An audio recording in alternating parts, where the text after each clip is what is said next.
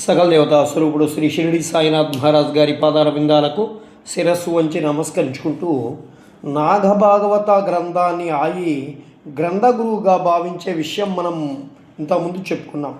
ఆ గ్రంథంలో యోగ మార్గాన్ని గురించి నాథ మహారాజ్ వాక్యాలను ప్రామాణికంగా తీసుకోవడం మరియు ఆ మార్గంలో అద్భుతమైనటువంటి సిద్ధులైతే ప్రకటమవుతున్నాయి. కానీ దైవిక విరహానికి సంబంధించి తనలో నెలకొన్న మానసిక స్థితిని స్వాంతనపరిచే అనుభవం కాకపోవడం వంటి కారణాలతో ఇక యోగాభ్యాసానికి స్వస్తి పలికి భక్తి మార్గమే శ్రేయస్కరమనే దృఢభావన ఆమెలో నెలకొంది.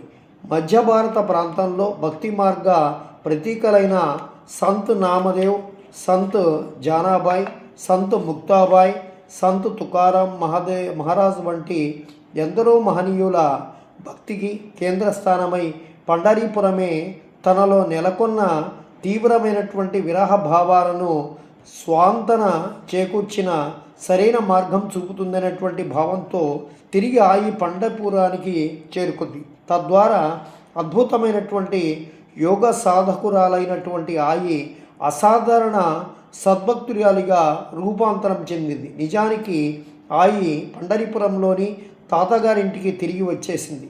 ఇంటి పట్టున ఉంటూ శేష జీవితాన్ని వెళ్ళబుచ్చటానికి కాకుండా సూక్ష్మ రూపంలో స్వప్న దర్శనం ప్రసాదించిన తన నియోజిత సద్గురువు తదుపరి దివ్య సందేశాన్ని అందుకునే వరకు సమయాన్ని ఆ పండరీనాథుని సాన్నిధ్యంలో సద్వినియోగం చేసుకోవడానికి ఆ ప్రక్రియలోనే మరలా తీవ్ర జపధ్యానాదులు నియమంగా పాండురంగని దర్శనం వంటి బాహ్య విధులు కనపడినప్పటికీ అంతరంలో దహించి వేస్తున్నటువంటి దైవిక విరహవేదన ఒక అలౌకిక తేజస్సుగా ఆమె కళ్ళలో ప్రకటమయ్యేది. తద్వారా ఆమెను చూడగానే చూపర్లు ఒక తెలియని పూజ్యభావం ఉత్పన్నమయ్యేది.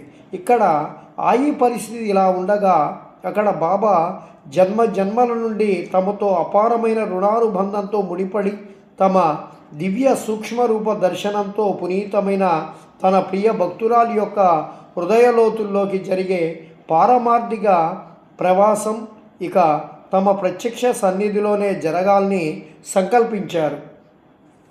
తత్ఫలితంగా బాబాకు పరమ భక్తుడైనటువంటి శ్రీ నానాసాహెబ్ చందోర్కర్ ఏదో వృత్తిపరమైన విషయంగా వృత్తిరీత్యా వకీలు అయిన ఆమె మేనమామ గారిని కలవడానికి రావడం జరిగింది. ఆ రోజులలో నానాసాహెబ్ పండరీపురంలో మామలతదారుగా పనిచేసేవాడు. దాదాపు చుట్టరికం ఆ కుటుంబంతోనున్నటువంటి పాత పరిచయాలను పురస్కరించుకొని పాండురంగని పట్ల ఉన్న అలౌకిక భక్తి ప్రపత్తులను చూసి బాబా గురించి ఆమెకు చెప్పి ఆ పాండురంగడే నేడు బాబా రూపంలో షిరిడీలో నడయాడుతున్నాడని తన స్వానుభవాన్ని ఉటంకిస్తూ భక్తి భావోద్వేగంతో హృదయంత విశదీకరించాడు. ఆ సందర్భంలోనే బాబా చిత్రపటాన్ని ఆమెకు బహుకరించాడు.